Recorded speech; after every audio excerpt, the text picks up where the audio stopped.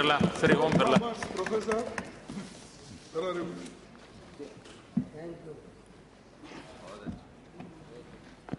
माननीय सभापति महोदय,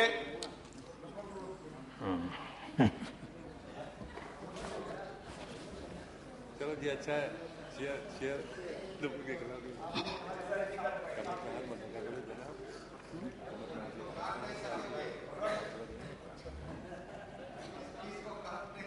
माननीय सभापति महोदय,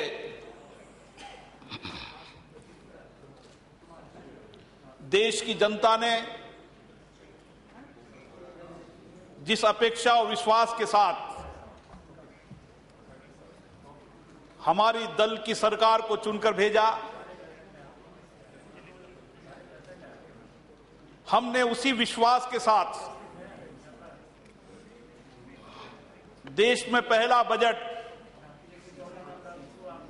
हमारे माननीय वित्त मंत्री जी ने एक ऐसा बजट रखा है जिस बजट में हम राजकीय कोष के घाटे को कम करते हुए देश के आर्थिक विकास की नई गति देते हुए और सामाजिक जनकल्याण के विषयों को भी ध्यान करके हमने बजट दिया है। हमने सरकारी धन को नकद बांटने का काम नहीं किया है। पूर्ववर्ती सरकार ने जिस तरीके से सरकारी धन का व्यय किन मदों के लिए होना चाहिए, उन मदों का ध्यान नहीं रखने के कारण आज हमारा देश आर्थिक तंगी से गुजर रहा है। सभापति महोदय, पिछली सरकार ने बहुत योजनाएं लागू की। उन्होंने कहा हम फेलोशिप योजना के माध्यम से देश में गरीब का ध्यान रखना चाहते हैं। उन्होंने कहा हम फूड सिक्योरिटी बिल लाए, देश के हर गरीब व्यक्ति के पेट में रोटी जाए। उन्होंने कहा cash transfer scheme, unique ID.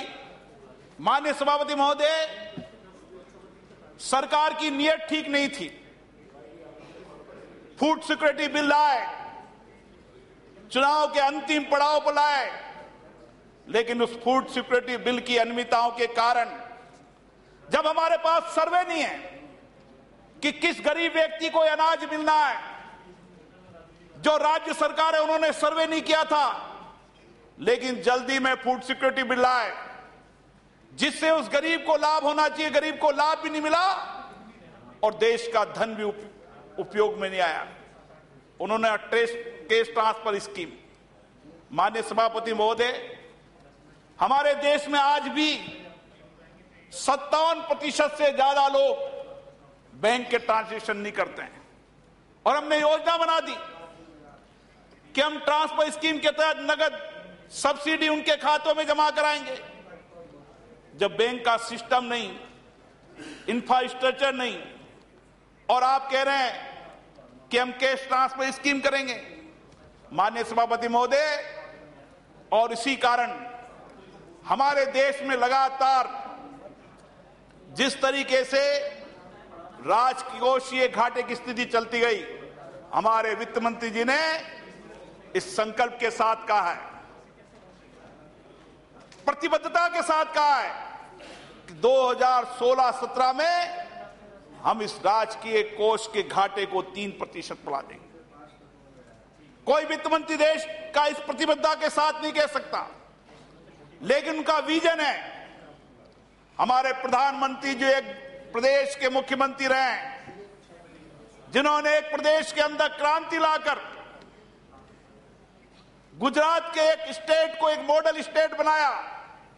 किस तरीके से देश में औद्योगिक विकास हो सकता है, किस तरीके से एग्रीकल्चर प्रोडक्ट बढ़ाया जा सकता है, किस तरीके से सर्विस सेक्टर के माध्यम से विदेशी धन और आय को बढ़ाई जा सकती है।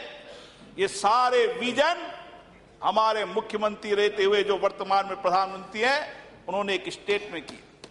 माननीय सभापति महोदय, हमें देश के अंदर अगर हमारी उत्पादन को बढ़ाना पड़ेगा, अगर हम हमारे रेवेन्यू को नहीं बढ़ाएंगे, राजस्व को नहीं बढ़ाएंगे और बिना राजस्व को बढ़ाए हुए नगद सब्सिडियों के आधार पर, बिना इंफ्रास्ट्रक्चर के, बिना योजनाओं के धन को व्यय करने लगेंगे तो शायद हमारे देश के साथ न्याय नहीं करेंगे।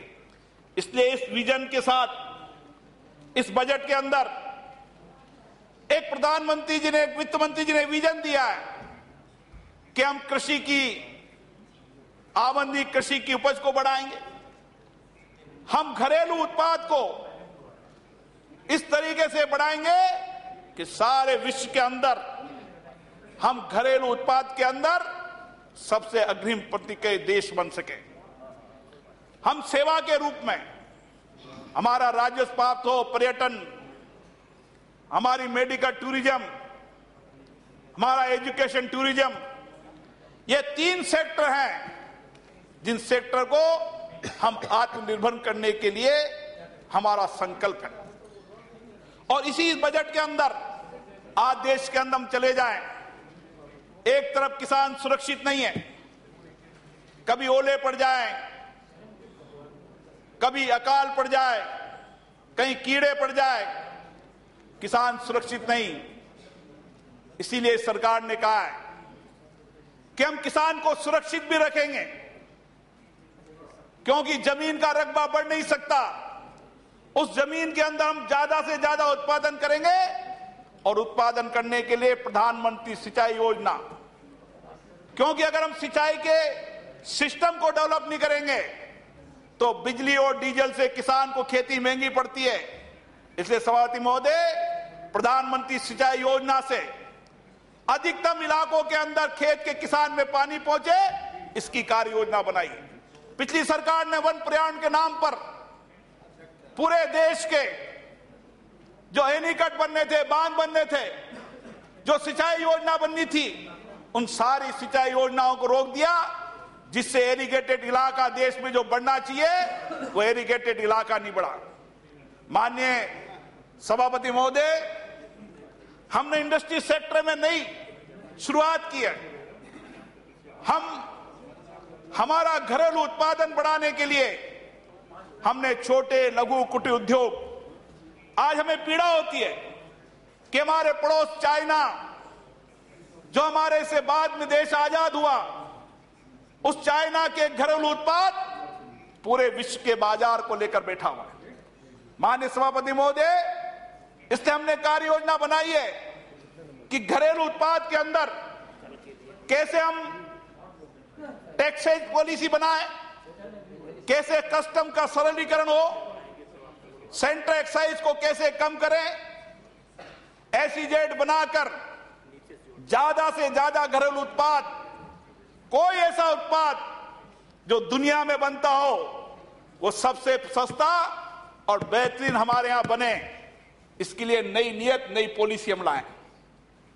इतना ही नहीं सभापति महोदय, इंडस्ट्री सेक्टर के साथ साथ हमारा बहुत बड़ा खनन का उद्योग है। इसलिए हमने एमएमडीआर 1957 को संशोधन करने के विचार रखा है कि हम हमारे जमीन में जो हमारा धन है, जिसका उपयोग करके हम आज भी विश्व के अंदर सबसे बड़े, चाहे कोयला हो चाहे इस्पात हो, तमाम चीजों को खान से निकालकर लोकल इंडस्ट्री डेवलप करके उसके उत्पादन के माल को विश्व के बाजार पे कब्जा कर सकते हैं।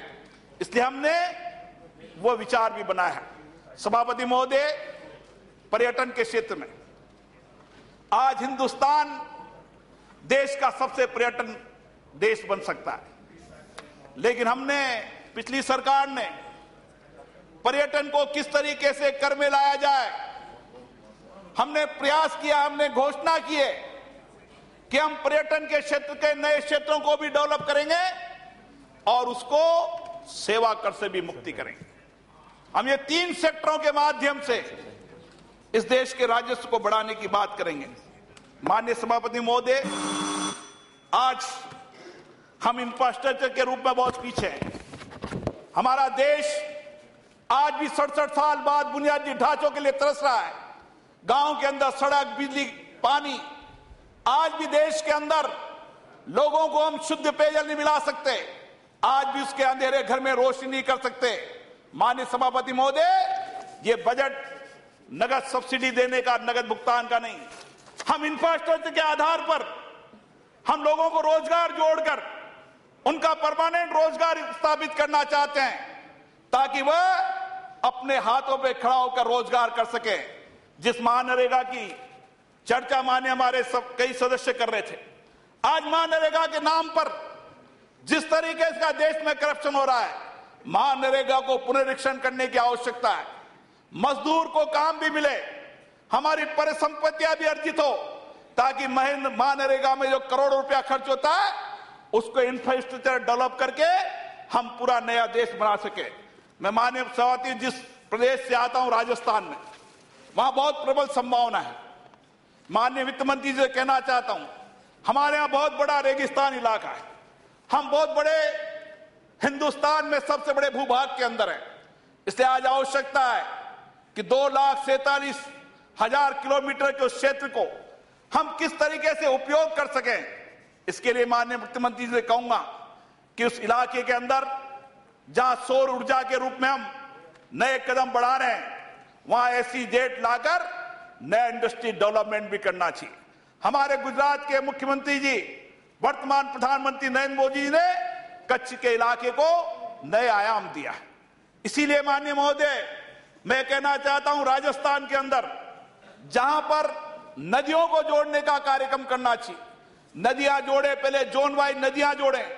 नदियां जोड़ने से जहां खेत के किसान को सस्ती खिंचाई करने का प्रबंध मिलेगा, वहां एक जगह अकाल पड़ता है, एक जगह बाढ़ आती है, उससे राहत मिलेगी।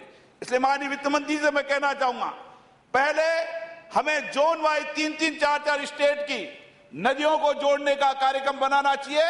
राजस्थान में इसकी प्रबल संभावना है, इसलिए नदियों को जोड़कर हम संपूर्ण राजस्थान को इरिगेट कर सकते हैं। माननीय सभापति महोदय, मैं जिस इलाके से आता हूं वो कोटा का इलाका है, जहां 1 लाख विद्यार्थी पढ़ते हैं। हमें आवश्यकता है कि हम एजुकेशन टूरिज्म को डेवलप करें, और एजुकेशन टूरिज्म को डेवलप करने के बाद पूरे विश्व का विद्यार्थी हिंदुस्तान की धरती पर पढ़ना है। हिंदुस्तान का विद्यार्थी विदेशों के अंदर, इंग्लैंड में पढ़ने वाला व्यक्ति हमारी आजादी के पहले और आजादी के बाद इंग्लैंड में पढ़ने जाता था। हमारा एजुकेशन टूरिज्म इतना डेवलप होना चाहिए, पूरे विश्व का विद्यार्थी पढ़ने आए तो हिंदुस्तान में आए। इलाज करने की आवश्यकता हो, सस्ता बेहतरीन इलाज आज भी हिंदुस्तान की धरती पर है, इसलिए हमें मेडिकल टूरिज्म को भी डेवलप करने की आवश्यकता है। इसलिए माननीय सभापति महोदय, मैं वित्त मंत्री जी से निवेदन करना चाहता हूं कि राजस्थान के अंदर हमारे रेगिस्तानी भूमि इलाके को नए SEZ बनाने की, हमारे राजस्थान के इलाके को एजुकेशन टूरिज्म के नए संसाधन देने की, और हमारे राजस्थान के अंदर जो छोटी छोटी ढानियां हैं उनको किस तरीके से इलेक्ट्रीफाइड किया जा सकता है, उनको कैसे जोड़ा जा सकता है, और किस तरीके से नदियों को जोड़कर प्लान कर सकते हैं, इसकी योजना की आवश्यकता है। मैं सभापति महोदय इतना ही कहना चाहता हूं, ये बजट एक विजन वाला बजट है, ये बजट एक संकल्पों का बजट है, और ये बजट देश के आर्थिक विकास को गति बढ़ाने वाला बजट है, जो देश के विकास को नए आयाम देगा, और हिंदुस्तान पूरे विश्व के अंदर विकास की दर में सबसे आगे होगा। इसलिए मैं माननीय वित्त मंत्री जी को धन्यवाद देना चाहता हूं। बहुत बहुत धन्यवाद। बदरुद्दीन अजमल।